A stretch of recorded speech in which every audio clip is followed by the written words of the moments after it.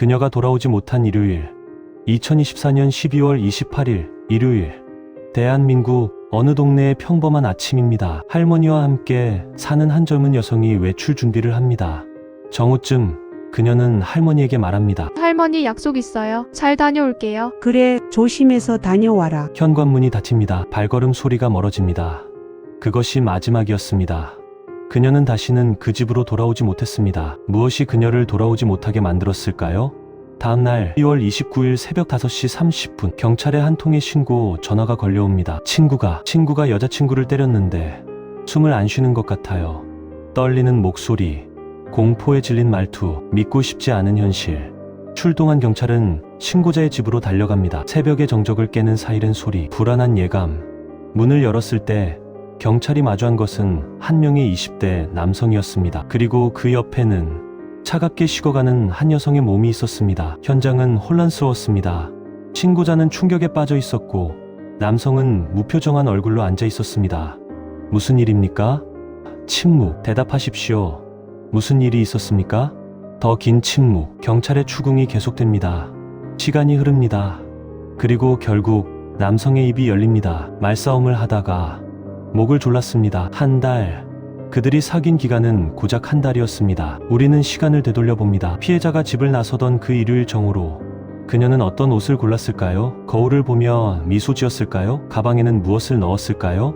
할머니는 손녀의 뒷모습을 보며 생각했을 것입니다. 요즘 행복해 보이는구나. 혹은 좋은 사람 만났으면 좋겠다. 하지만 할머니는 몰랐습니다. 그 평범한 인사가 마지막이 될 줄은. 일요일 오후 그녀는 남자친구를 만났습니다. 한 달째 사귀고 있던 남자. 아직은 서로를 알아가는 단계였을 것입니다. 데이트는 어떻게 시작되었을까요? 처음에는 평범했을까요? 웃고 떠들며 시간을 보냈을까요? 그러다 무언가가 틀어지기 시작했습니다. 말싸움. 우리는 모릅니다. 무엇이 그들을 다투게 만들었는지.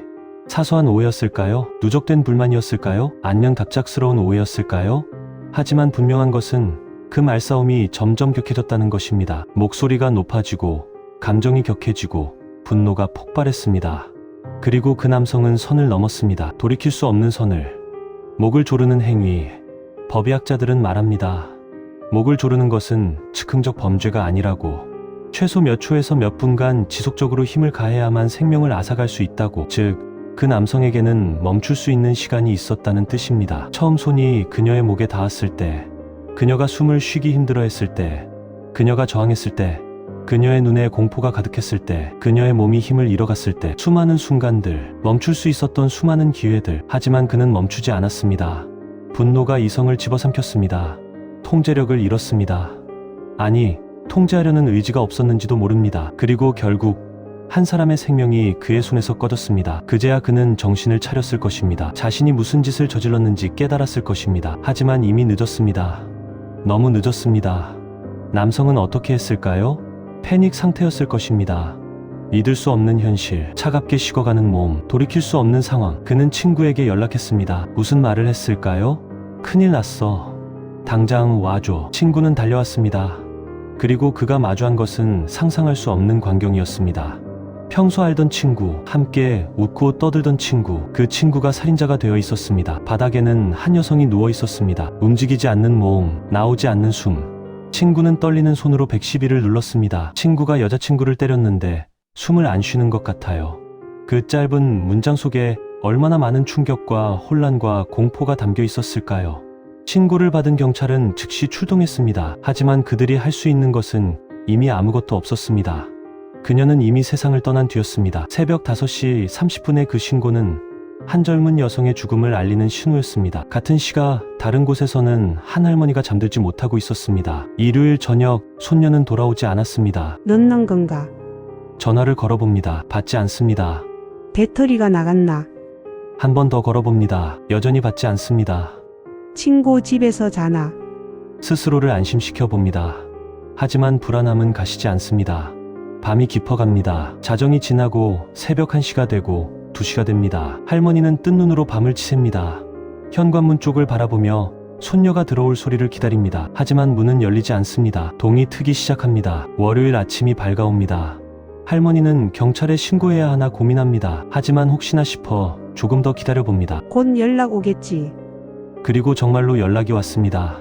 하지만 그것은 손녀가 아니라 경찰로부터였습니다. 초인종이 울립니다. 할머니가 문을 엽니다. 경찰의 굳은 표징. 혹시 여기 씨 댁이 맞습니까? 그 순간 할머니는 알았을 것입니다. 무언가 끔찍한 일이 벌어졌다는 것을. 잘 다녀오겠다던 그 밝은 인사가 영원한 이별이 될 줄 할머니는 상상이나 했을까요? 한 달, 30일, 720시간, 43,200분. 처음 만났을 때의 설렘, 첫 데이트의 떨림, 조금씩 알아가는 서로의 모습. 한 달은 연애의 초반입니다. 아직 서로의 본 모습을 다 보지 못한 시기입니다. 장점만 보이고 단점은 감춰지는 시기입니다. 그런데 그 짧은 시간 동안 무슨 일이 있었던 걸까요? 전문가들은 말합니다. 데이트 폭력의 가해자들은 초반에는 매력적으로 보인다고, 친절하고 배려심 있고 사랑스럽게 행동한다고. 하지만 시간이 지나면서 본색을 드러내기 시작합니다. 질투, 통제, 감정, 기복, 작은 일에도 폭발하는 분노. 그리고 어느 순간 폭력이 시작됩니다. 처음에는 언어폭력. 너는 왜 그래? 너 때문이야. 내가 이러는 게 다 너를 생각해서야. 그 다음은 물리적 폭력. 밀치기, 때리기, 그리고 목 조르기. 이 사건의 피해자도 그런 신호들을 보았을까요? 한 달이라는 짧은 시간 동안에도 그녀는 불안함을 느꼈을까요? 위험을 감지했을까요? 아니면 이 정도는 괜찮아. 금방 화 풀릴 거야. 나를 사랑해서 그런 거야 라고 스스로를 설득했을까요? 우리는 알 수 없습니다. 하지만 확실한 것은 그녀에게 더 이상 기회는 주어지지 않았다는 것입니다. 이 사건은 특별한 사건이 아닙니다. 통계청 자료에 따르면 2023년 한 해 동안 친밀한 관계에서 발생한 살인 사건은 수십 건에 달합니다. 여성가족부 통계를 보면 데이트 폭력 상담 건수는 매년 증가하고 있습니다.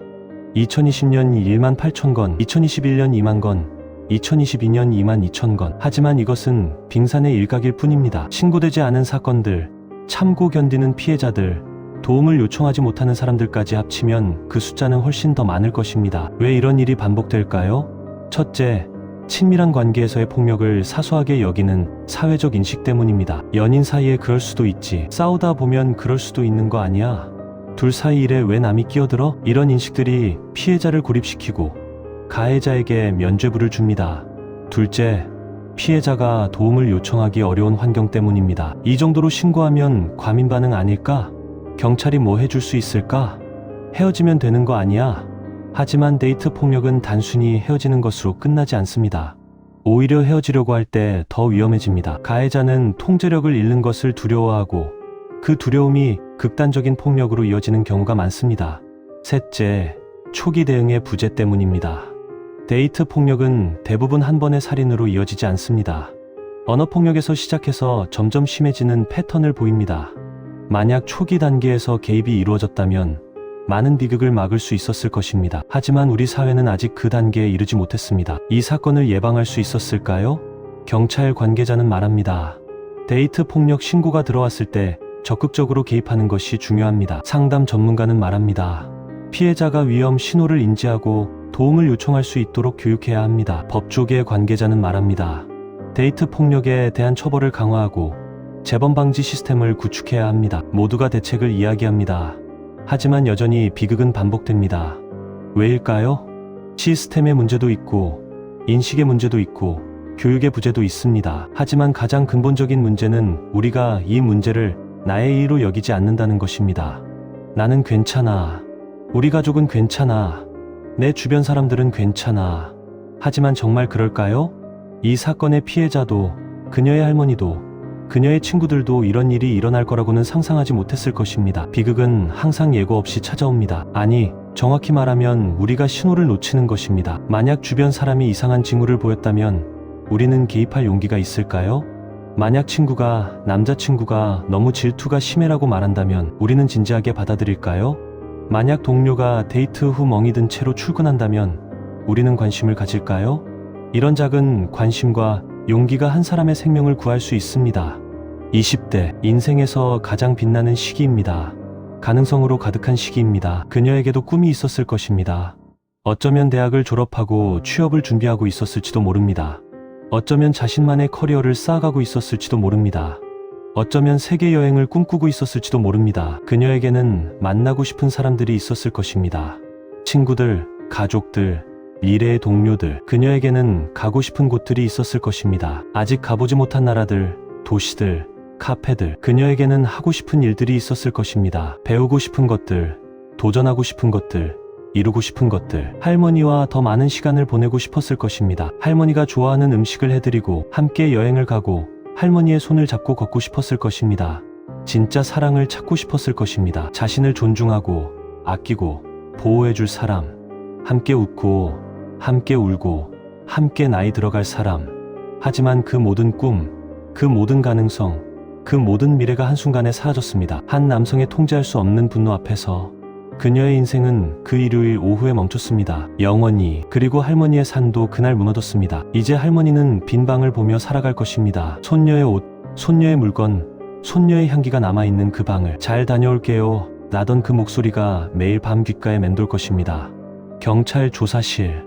20대 남성이 앉아 있습니다. 왜 그랬습니까? 말싸움을 하다가. 그래서 목을 졸랐다는 겁니까? 침묵. 무슨 말싸움이었습니까? 무엇 때문에 다툰 겁니까? 기억이 잘 안 납니다. 기억이 안 난다고 합니다. 아니, 기억하고 싶지 않은 것일 수도 있습니다. 화가 났던 것은 기억합니다. 분노가 폭발했던 것도 기억합니다. 하지만 왜 그랬는지, 무엇이 그를 그토록 분노하게 만들었는지는 기억하지 못합니다. 혹은 기억하지만 말하고 싶지 않은 것일 수도 있습니다. 너무 사소한 이유였기 때문에. 많은 데이트 폭력 사건의 가해자들이 같은 말을 합니다. 그냥 화가 났어요. 참을 수가 없었어요. 기억이 잘 안 나요. 하지만 분명한 것은 어떤 이유가 있어도 폭력은 정당화될 수 없다는 것입니다. 어떤 말싸움이 있었든 어떤 갈등이 있었든 다른 사람의 목숨을 빼앗을 권리는 누구에게도 없습니다. 11막 법의 심판 1분. 이제 그 남성은 법의 심판을 받을 것입니다. 살인죄. 형법 제250조. 사람을 살해한 자는 사형, 무기 또는 5년 이상의 징역에 처한다. 검찰은 엄벌을 요구할 것입니다. 계획적 살인은 아니지만 극도로 잔인한 방법으로 생명을 빼앗았다고 주장할 것입니다. 변호인은 선처를 호소할 것입니다. 우발적 범행이었고 깊이 반성하고 있다고 말할 것입니다. 법원은 판결을 내릴 것입니다. 10년, 15년, 20년 혹은 그 이상. 하지만 어떤 형량이 나오든 그것이 돌아가신 분을 되살릴 수는 없습니다. 할머니의 상실감을 채워줄 수도 없습니다. 사라진 미래를 되돌릴 수도 없습니다. 법의 심판은 가해자를 처벌할 수는 있지만 피해자와 유가족의 고통을 없앨 수는 없습니다. 그렇기 때문에 더욱 중요한 것은 예방입니다. 이런 비극이 다시는 일어나지 않도록 하는 것. 이 이야기는 한 개인의 비극으로 끝나서는 안 됩니다. 이것은 우리 사회의 문제입니다. 우리 모두의 책임입니다. 데이트 폭력은 사적인 문제가 아닙니다. 사회적 문제입니다. 연인 사이 일에 끼어들지 말자는 생각이 사람을 죽입니다. 이 정도는 괜찮겠지 하는 방관이 비극을 만듭니다. 우리는 변해야 합니다. 주변을 더 세심하게 살펴봐야 합니다. 위험 신호를 놓치지 말아야 합니다. 도움이 필요한 사람에게 손을 내밀어야 합니다. 당신의 친구가, 동료가, 가족이 이상한 행동을 보인다면 관심을 가져주십시오. 요즘 괜찮아. 이 한마디가 생명을 구할 수 있습니다. 당신이 위험한 관계에 있다면 부디 도움을 요청하십시오. 혼자 견딜 필요 없습니다. 당신의 잘못이 아닙니다. 데이트 폭력 상담 전화 1366은 20시간 열려 있습니다. 여성 긴급 전화 1366 경찰 신고 111호 언제든 연락할 수 있습니다. 당신의 용기가 당신의 생명을 구할 수 있습니다. 마지막 메시지 초. 2024년 12월 28일 일요일 정오. 한 여성이 할머니에게 인사했습니다. 잘 다녀올게요. 그녀는 돌아오지 못했습니다. 그 평범했던 일요일이 누군가에게는 마지막 일요일이 되었습니다. 당신의 주변을 돌아보십시오.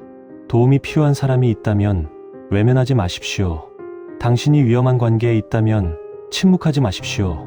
한 사람의 관심이, 한 사람의 용기가, 한 사람의 생명을 구할 수 있습니다. 전화 1366, 여성 긴급 전화 1366, 경찰 신고.